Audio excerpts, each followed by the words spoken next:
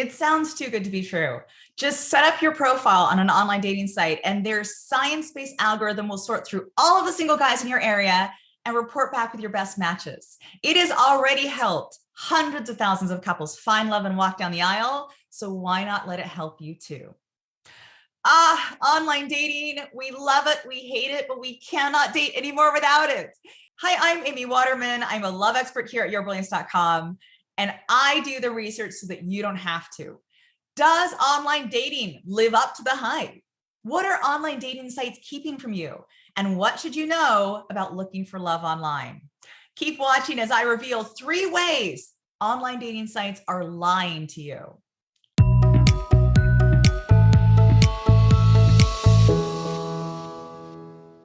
Number 1, true or false? If guy number 1 is a 90% match and guy number 2 is a 50% match, you should definitely go out with guy number 1. So match percentages play a huge role in who we decide to connect with online. Your match percentage determines which profiles you see and which you don't. A high match percentage is like a vote of confidence from the online dating site. It promises that you have enough in common to at least be able to hold down a conversation. And what determines your match percentage? The all-knowing, all-seeing algorithm. Dating algorithms are the bane of many people's existence, especially on key birthdays like 30 or 40, when they see their matches drastically drop off. But online dating sites claim that their algorithms are scientifically based and better at spotting a match than you are. Do they live up to the hype, or are they just a bit of clever marketing? Well, here are the facts. Not a single online dating algorithm has passed the scientific scrutiny of a peer-reviewed research paper.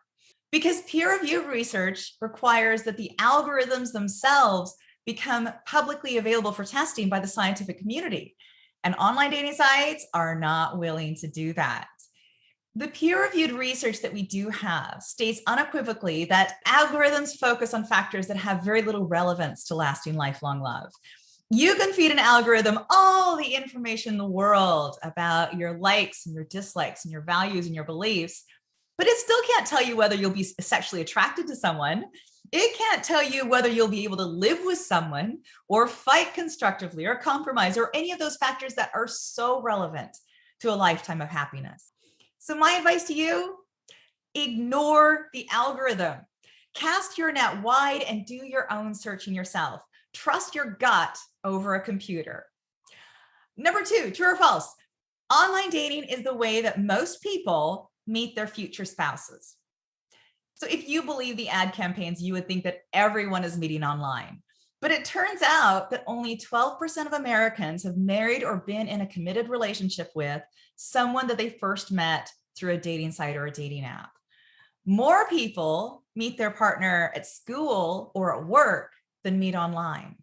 And the most common way of all to meet someone is through family and friends. And there's a reason it's more common to meet a person in real life than online. The connections are higher quality. So if you meet through friends and family or at work or at school, you already have a social network in common. You already share a common culture and common experiences. And that makes you much more likely to click than if you just answered the same way on a questionnaire. And finally, number 3, true or false? Online dating sites need as much information as they can about you to find you your best matches. That sounds true, doesn't it? Surely if you fill out a long questionnaire, like the kind you get on eHarmony or OkCupid, the online dating site will know everything about you and will be able to match you with the perfect person. Compare that with Tinder, where people are just matching on the basis of nothing more than a photograph, right? Surely that's the difference between hookups and relationships, right? For relationships, the dating site needs to know more about you. So that's what you've been told, but perhaps you haven't been told what else the dating site is doing with your data. Online dating sites are a treasure trove of data.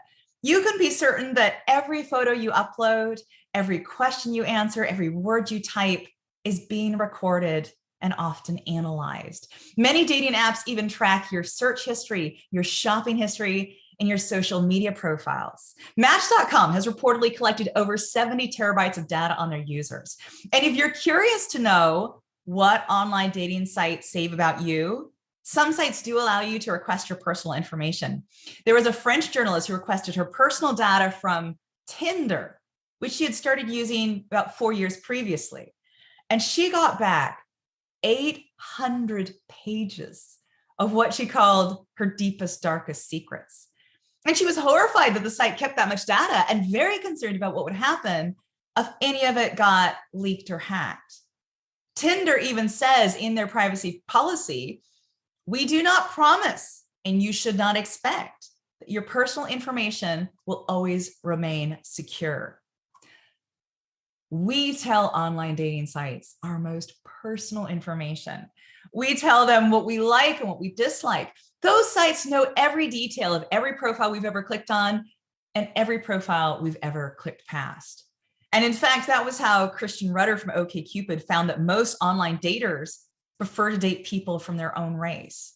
He found that minorities don't get as many messages as white males, and that data got written up under the headline, in online dating, everyone is a little bit racist. Yikes! So Rudder was famous for running analyses of OkCupid user data and publishing them on the now defunct OkCupid blog. He had access to the kind of data that researchers had previously only dreamed of, reams of data about people's actual dating habits. And so research institutions came calling. And in 2016, a searchable data set of 70,000 OkCupid users was released publicly by Danish researchers who claimed that it was not a privacy breach because the data was public anyway. So that's a thorny ethical question. If you put personal information on an online dating site, is it public? Because technically anyone could look at it, anyone could save a screenshot of it, but I don't think any of us expect our personal data to be used for anything but attracting the interest of other singles. Sadly, that's no longer a reasonable expectation these days. Some dating sites use your information to deliver targeted advertising. Most sites do data sharing with third parties like customer engagement services. And most sites will, of course, hand over your private data if law enforcement requests it. Also, you should be aware if you are on any of the big online dating sites, Tinder, Match.com, OkCupid, Plenty of Fish, Hinge, Our Time, those are all owned by the same conglomerate, Match Group, and data gets shared internally. So be aware, if you are the sort of person who pays close attention to your privacy settings, you want to be very careful about what you share with online dating sites. Set up an email account that you only use for online dating. Never log in with your Facebook account or link your Instagram. And if the site asks for your phone number for extra security, set up a separate number with Google Voice or get a burner phone. Now, I realize it sounds like so much hassle, and many of you may not even care what gets out about you online. But for those of you who work in IT and know what goes on in these companies, those of you who've read the book, The Age of Surveillance Capitalism, I think your caution would be warranted. Stay very, very safe online, and I will see you next time.